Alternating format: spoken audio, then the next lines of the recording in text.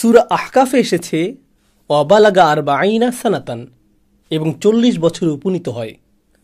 40 বছর বয়স পরিপক্ক হওয়ার বয়স, এটা আপনার জীবনের একেবারে মাঝখানের বয়স। এই বয়স নিয়ে আধুনিক সমাজে আমরা একটা পরিভাষা ব্যবহার করি, মিড লাইফ ক্রাইসিস বা মধ্য বয়সের সংকট। কারণ নিশ্চিত মৃত্যুর দিকে আপনি দ্রুত এগিয়ে যাচ্ছেন, তাই তারা এটাকে একটা সংকট মনে করে। কিন্তু ইসলামের ক্ষেত্রে এই বয়সে উপনীত হওয়ার পর আপনি উপলব্ধি করতে পারেন, আমার জীবনের অর্ধেকটা সময় ইতিমধ্যে পার হয়ে গেছে।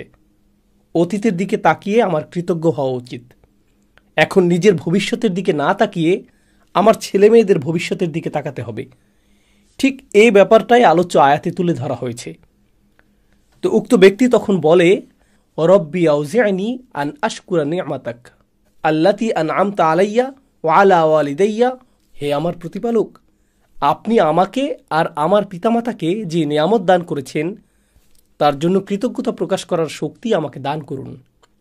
ইয়া রব, আপনি আমার প্রতি যে কল্যাণ দান করেছেন এবং আমার পিতামাতার প্রতি যে কল্যাণ দান করেছেন তার জন্য আমি আপনার নিকট চরম কৃতজ্ঞ। আমাদের বয়স যখন 40, আমাদের পিতামাতাদের তখন বয়োবৃদ্ধ হয়ে পড়ার কথা। আল্লাহ এখানে আমাদেরকে নিজেদের জন্য এবং পিতামাতার জন্য দোয়া করার শিক্ষা দিচ্ছেন। আয়াতের এই অংশটুকু আমাদের জীবনের অতীত নিয়ে।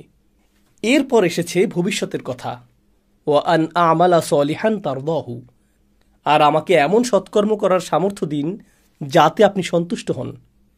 এখন মৃত্যু যেহেতু খুবই কাছে, ইয়া আল্লাহ, আমাকে এমন সব সৎকাজ করার তৌফিক দান করুন যাতে আপনি সন্তুষ্ট হয়ে যান। ওয়া আসলিহ লি ফি যুররিয়াতি, আর আমার সন্তানদেরকে সৎকর্মপরায়ণ করে আমার প্রতি অনুগ্রহ করুন।